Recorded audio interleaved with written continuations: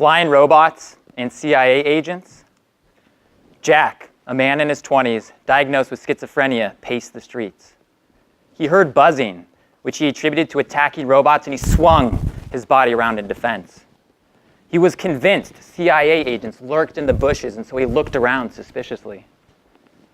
He was completely alone in this world of imaginary intruders, yet he was surrounded by real people.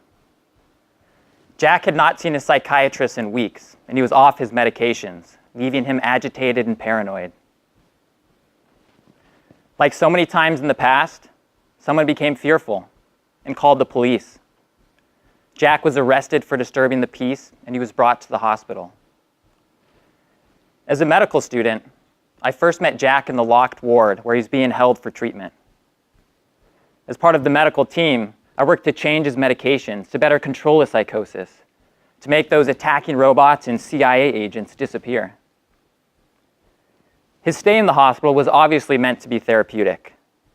But while he was with us, he missed several probation hearings for past offenses. He lost access to low-income housing, and he was kept out of the workforce. Jack's story is all too emblematic of those with serious mental illness in the United States. It is a story characterized by inadequate solutions, broken systems, and the need for something more, something additional with the capacity to heal. Serious mental illness, though, is not limited to schizophrenia. It includes any mental illness that causes significant impairment in daily life activities like working.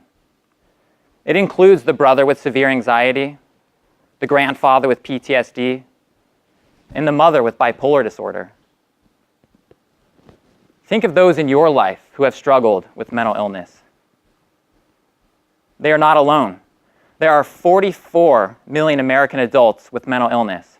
44 million. That's more than the population of California. And there are 10 million American adults with serious mental illness, more than the population of New York City. These statistics include my own family. Growing up, I watched loved ones battle mental illness. I remember sitting in folding chairs at Alcoholics Anonymous meetings, listening to poignant stories of relapse and recovery. I remember patiently waiting for the visiting hours to begin at the residential center for substance abuse. As much as I wanted to help, I was a kid. Granted, I was a scrappy kid. I was still a kid who had enough trouble talking to girls or choosing a username for AOL Instant Messenger. Massive, massive challenge. And so clearly, I was limited in what I could do. These experiences, this feeling of helplessness, sparked my initial interest in mental illness and medicine.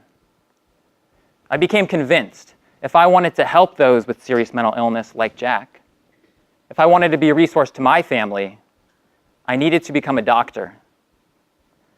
Full disclosure, I also thought the doctors on ER were badass. So I had mixed motives, but I convinced Stanford to take me in. And I immediately started looking for opportunities to get involved. I joined a research team that studies early childhood trauma and designed psychiatric services for low-income communities. I managed a mental health clinic for adults without insurance. These experiences deepened my resolve to address mental illness, but they also gave me insight into the very real constraints of my chosen field. It's true I met doctors who treated patients with compassion and skill, but just a fraction of those who needed treatment got it, and often after waiting a long time. And as with other diseases, it's really tough to monitor because patients are rarely in the clinic. I also got exposure to the role of government. I met a bunch of patients who went months, if not years, with no treatment, who finally got connected to doctors thanks to government programs and clinics. The reality, though, is these efforts are totally insufficient. I gradually came to this realization, but it was my experience with Jack that really crystallized it. I recognized that Jack needed more than what healthcare and government could offer. To lead a healthier, fuller life, Jack needed an additional ally. So what do you do in the case of serious mental illness when healthcare and government fall short? I decided to apply to business school. It was either this or management consulting. I think I made the right decision. But after spending many years in the Bay Area, I really grew an appreciation for the ability of business to create products and solutions for unmet needs. And I saw tremendous potential for its application to serious mental illness. I came to the conclusion that as business leaders, we are uniquely positioned to tackle the problems made visible by Jack's story. Every day, we see all around us how business can grow economies, build personal fortune, and transform the world. I argue business also has the capacity to heal. Since starting business school, I've come across a number of companies in the Bay Area that are working on mental illness. I'm here today not talking to you as an entrepreneur, an investor, or an employee, but rather as a family member and as a future doctor. I want to share just 2 companies that have developed products that are enabling physicians to better treat those with serious mental illness. These products are not yet widely available, but they offer a glimpse into the potential of business, its potential and its capacity to heal. Jack's illness is not static. We met him in the hospital, but he can go long stretches of time in the community doing just fine. But when he has a psychotic break, his schizophrenia is totally debilitating. Each episode sets him further and further back, and intervening early is tough.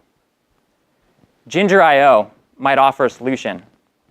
It's a mobile app that collects data on a patient's mobility, communication, and sleep patterns. With this information, as Jack's doctor, I could know when his behavior is making a major departure from his normal routine. Ginger.io would enable me to anticipate Jack's psychotic breaks and to intervene before hospitalization. I'd be the first one to tell you that Jack's medications are not perfect, but he functions and he feels a lot better when he takes them. But he's just like the rest of us, and he often forgets to take his medications. Proteus Digital Health, the second company, is working to improve medication adherence.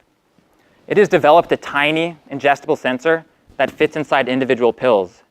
When you take the pill, it's activated by the fluids in your stomach, and a signal is sent to a patch on your skin. That patch, in turn, communicates with a smartphone, which collects data on medication adherence. That's pretty cool, right? Yeah, it is. Stay with me. With Proteus as Jack's doctor, I could know when he is off his medications, and I could help him reach his goal of leading a healthier life. Imagine what future solutions could be designed if more business leaders like us applied our creativity and our acumen towards serious mental illness. Imagine how Jack's life could be different if he had access to Ginger.io and Proteus. And now take that impact and multiply it by the 10 million other American adults with serious mental illness. In this way, business has the capacity to heal.